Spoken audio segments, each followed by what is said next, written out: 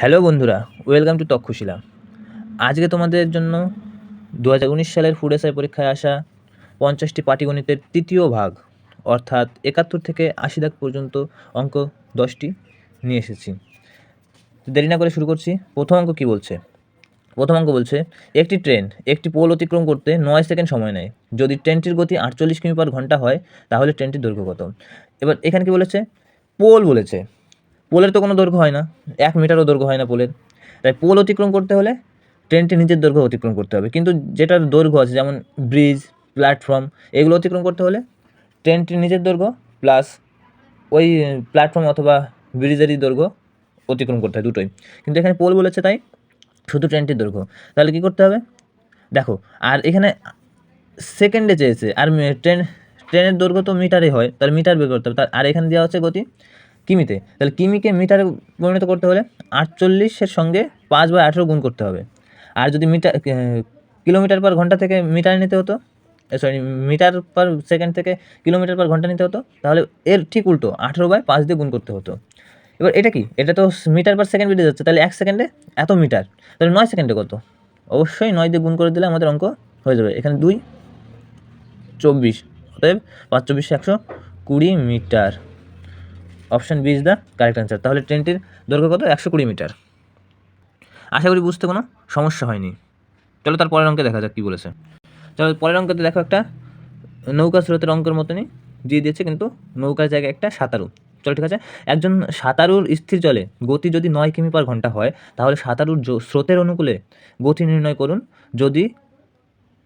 যখন নদীর বহমান গতি 9 কিমি পার ঘন্টায়। একদমই পাতি অঙ্ক দিয়ে দিয়েছে। দেখো এখানে স্থির জলে লোকটির সাঁতারুর গতি কত? 9 কিমি। এবারে যদি নদীর বহমান অর্থাৎ স্রোতের সঙ্গে যদি যায়, অনুকূলে বলেছে তাহলে সঙ্গে যাবে, তাহলে স্রোত তো আরও ধাক্কা মারবে 6 কিমি গতি দিয়ে, তাহলে অবশ্যই তার গতি কত হয়ে যাবে? 9 আর 6 15, 9 যোগ 6 সমান 15 কিমি পার ঘন্টা। অতএব option is the correct answer. একদমই পাতি অঙ্ক, এই অঙ্ক খাতায় করাও লাগবে না, দেখার সঙ্গে সঙ্গে হয়ে যাবে। চলো তারপরের অঙ্ক কী বলছে দেখি। পরের অঙ্ক কী বলেছে? একটি 400 মিটার দীর্ঘ ট্রেন 36 সেকেন্ড সময় নেয় ট্রেনটির বিপরীত মুখে হাঁটা এক ব্যক্তিকে অতিক্রম করতে। তাহলে একটি লোক হেঁটে আসছে, এবার লোকের তোর গতি হয় না, দৈর্ঘ্য হয় না, তাহলে নিজের ট্রেনটি নিজের দৈর্ঘ্য অতিক্রম করতে হবে। যার হাঁটার গতি 20 কিলোমিটার পার ঘন্টা, তাহলে লোকটা হাঁটার গতি কত? 20 কিমি। তাহলে ট্রেনটির গতি কত? দেখুন, ট্রেনও এদিকে যাচ্ছে আর লোকটিও এইদিকে আসছে, তাহলে এদের আপেক্ষিক গতি কী হবে? অবশ্যই যোগ হয়ে যাবে, তার মানে আপেক্ষিক গতি এদের বেশি হয়ে যাবে। এবার এখানে এরা ট্রেনটির কত সেকেন্ডে অতিক্রম করেছে লোকটিকে? 400 মিটার 36 সেকেন্ডে। তাহলে সেকেন্ডে গতি কত? ভাগ করলে পাওয়া যাবে। এবার আমাদের সেকেন্ডে গতি তো নিলে হবে না, আমাদের কিমি পার ঘন্টা গতিতে নিতে হবে। তাহলে একটু আগে বলেছিলাম কিমি পার ঘন্টা গতি করতে হলে কী করতে হবে? 18/5 দিয়ে গুণ করতে হবে, তাহলে এইবার গতি বেরিয়ে যাবে। তাহলে 18 দিয়ে 36 কাটলে 2, 2 দিয়ে 400কে কাটলে 200, আর 5 দিয়ে কাটলে 40। অতএব 40 কিমি। এটা কি? আপেক্ষিক গতি। লোকটারও গতি ছিল আর ট্রেনটিরও গতি ছিল। এবার এর মধ্যে লোকটির গতি কত? 20, বিয়োগ করে দিলে পাওয়া যাবে ট্রেনটির গতি। অপশান এ 20 কিলোমিটার পার ঘন্টা ইজ দ্য কারেক্ট অ্যান্সার। চলো পরের অঙ্কে কী বলছে দেখি। দেখো এই অঙ্কটাতে কী বলেছে? একটি ট্রেন একটি দণ্ডায়মান ব্যক্তিকে অর্থাৎ দাঁড়িয়ে থাকা ব্যক্তিকে যখন অতিক্রম করে তখন ট্রেনটির দ্বারা অতিক্রান্ত দূরত্ব 90 মিটার। তার মানে এখানে ট্রেনটির দৈর্ঘ্যই 90 মিটার, কারণ লোকটি তো আর দৈর্ঘ্য হয় না, লোকটি দাঁড়িয়েও আছে, তাহলে 90 মিটার, তাই তো? ট্রেনটির দৈর্ঘ্য নির্ণয় করো। দেখো কী অঙ্ক দিয়েছে, একদমই ফাতি অঙ্ক। এই অঙ্ক পরীক্ষায় আসে হাসি পায়। 90 মিটার, তাহলে অ্যান্সারই তো 90 মিটার হয়ে যাচ্ছে। কী বলেছে? লোকটি দাঁড়িয়ে আছে, অতিক্রান্ত দূরত্ব 90 মিটার, তাহলে কোনো যে বস্তুর দৈর্ঘ্য নেই সেই বস্তুকে অতিক্রম করবে, তার মানে নিজের দূরত্ব অতিক্রম করবে, তাহলে এই অতিক্রান্ত দূরত্ব আর 90 তার নিজের দৈর্ঘ্য একই। আর চেয়েছেও ট্রেনটির দৈর্ঘ্য নির্ণয় করো, তাহলে এই অঙ্ক কী করবো? করার কোনো জায়গায় নেই। Option is the correct answer. পরের অঙ্কটা কী বলেছে দেখো। এক্স 1 কিমি অতিক্রম করে 8 মিনিট 40 সেকেন্ডে সময়ে এবং ওয়াই ওই একই দূরত্ব অতিক্রম করে 10 মিনিটে। এক্স ওয়াইকে কত দূরত্বে পরাজিত করলো? এই অঙ্কটা ভালো অঙ্ক। দেখো কী বলেছে, এটা ধরো মোট দূরত্ব 1 কিলোমিটার, তাহলে এক্স কতটা সময় যাচ্ছে? 8 মিনিট 40 সেকেন্ডে ও পৌঁছে যাচ্ছে, 8 মিনিট 40 সেকেন্ডে। তাহলে ওই ওয়াই তো তখনও পৌঁছায়নি, ও তো 10 মিনিট সময় লাগবে, তাহলে মোটামুটি এরকম একটা জায়গায় গিয়ে পৌঁছাবে ওয়াই 8 মিনিট 40 সেকেন্ডে। তাহলে ওর আরও কত সময় লাগবে 10 মিনিট পূর্ণ হতে? 1 মিনিট 20 সেকেন্ড, এই সময়টা আরও লাগবে। তাহলে 1 মিনিট 20 সেকেন্ড পিছিয়ে আছে, ততক্ষণে এক্স কিন্তু এখানে পৌঁছে গেছে এক্স, তাই তো? অবশ্যই তাই। তাহলে ওয়াই কি, ওয়াই এই 1 মিনিট 20 সেকেন্ডে যতটা পথ যাবে সেই পথটাই হারার পথ। তাহলে 1 মিনিট 20 সেকেন্ড, 1 মিনিট 20 সেকেন্ড সমান কত মিনিট সেটা যদি লিখে নিই, 1 মিনিট তো পূর্ণ পাচ্ছি 20/60, অর্থাৎ এটা যদি কেটে দিই 1/3, অর্থাৎ 3 আর 4/3 মিনিট, এই তো। তাহলে 1 মিনিটে কত যায়? 1 মিনিটে তো যায় 100, কারণ 10 মিনিটে যদি 1000 যায়, 10 মিনিটে যদি 1000 যায় তাহলে 1 মিনিটে তো 100 যাবে, দেখাই যাচ্ছে। তাহলে এত মিনিটে কত যাবে? তাহলে 4/3 গুণ 100, তাহলে কত হবে? 400/3, অর্থাৎ 133 পূর্ণ 1/3 metre. Option D is the correct answer. চলো পরের অঙ্কের দিকে এগিয়ে যাই। ঘড়িতে 4:40 PM এর সময় ঘন্টা ও মিনিটের কাঁটা কত ডিগ্রি কোণ তৈরি করবে? দেখো সূত্র ছাড়াই কীভাবে করবো। দেখো আগে একটা যদি ঘড়ি এঁকে নিই কোনো রকম, তাহলে ঘড়িটা এরকমই তো হবে, 4:40 বলেছে, আর ওই দিকে যাচ্ছে না। তাহলে মোটামুটি এটা 4-এর দিকে থাকবে ঘন্টার কাঁটা, আর এটা 8-এর দিকে থাকবে 40। কিন্তু এখানে একটুখানি আমি ভুলে গেছি, সেটা কি, ঘড়ির কাঁটাটা মিনিটের কাঁটাটা যখন 8-এর কাছে চলে আসবে এই 12 থেকে শুরু করে, তখন কি ঘন্টার কাঁটাটাও তো কিছুটা সরে আসবে, 40 মিনিট এই পর্যন্ত চলে আসবে। তাহলে এবার প্রশ্ন হচ্ছে এক একটা ঘর কত? এক একটা ঘর আমরা জানি 30, 12টা ঘর আছে 360, এক একটা ঘর 30। এবার 40 মিনিটে ঘন্টার কাঁটা কতটা সরে এসছে?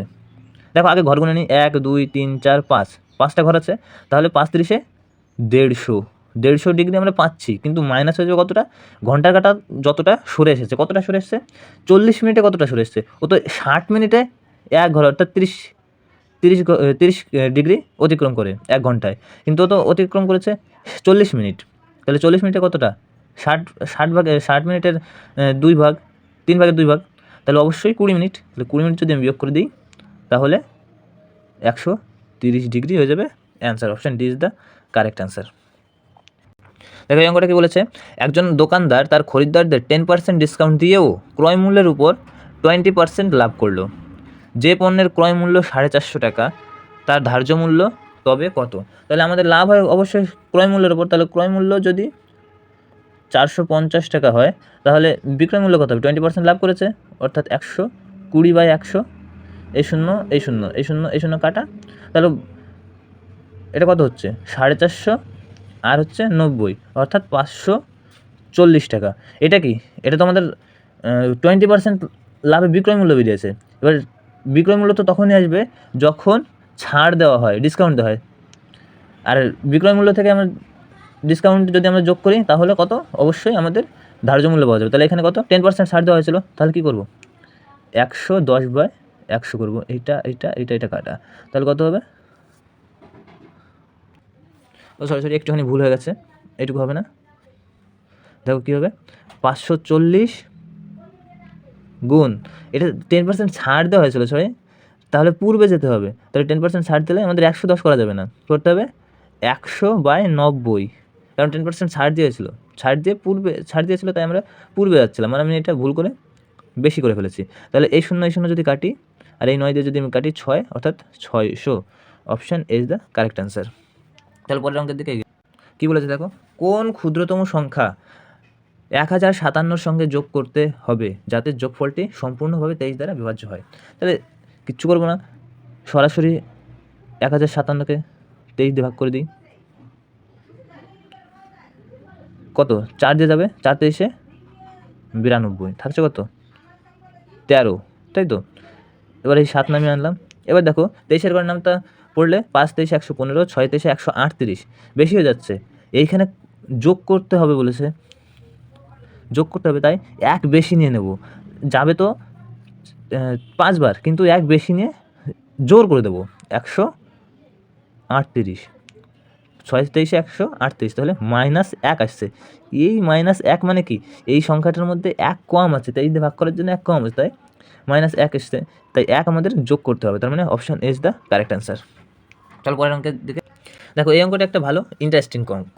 দেখো -11 এবং 11-র মধ্যবর্তী কতগুলো সংখ্যা 2 বা 3 দ্বারা গুণিতক, 3-এর গুণিতক।